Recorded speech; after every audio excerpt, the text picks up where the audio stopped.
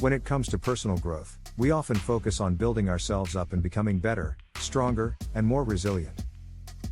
And that's great, but we usually overlook a crucial piece of the puzzle: embracing our flaws. It's easy to get caught up in the idea that to grow, we need to be perfect, or at least as perfect as possible. But the truth is, our flaws are a fundamental part of who we are, and they can shape us into stronger, wiser, and more compassionate individuals. Many people face perfectionism, which can be a significant obstacle to personal growth. When we strive for perfection, we set ourselves up for disappointment, frustration, and self-criticism. We become hyper-focused on our mistakes and lose sight of our strengths and accomplishments. We start to believe that if we're not perfect, we're not good enough, and that's just not true. It's not just okay, it's essential. When we try to be perfect, we hide behind a mask of confidence and competence, afraid to show the world our true selves. We're so scared of being judged, rejected, and vulnerable. But vulnerability is where the real growth happens. It's where we learn to be authentic, to take risks, and to develop emotional resilience. It's where we learn to love ourselves, flaws and all. The problem is that we're often so focused on presentation and how we appear to others that we forget to focus on the process and the progress we're making. We get caught up in projecting an image of perfection rather than accepting ourselves for who we are, flaws and all. So, how do we break free from this cycle of perfectionism and start embracing our flaws? The first step is to acknowledge them. Take a moment to consider your strengths and weaknesses, and be truthful about areas for improvement. Then, be vulnerable. Share your flaws with someone you trust, and be open to their feedback and support.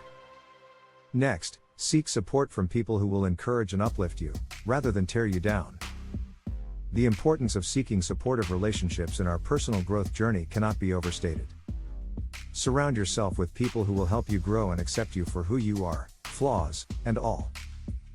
And finally, practice self-compassion. Treat yourself with kindness, understanding, and patience, just as you would a close friend. Admitting my flaws has been a game changer for me.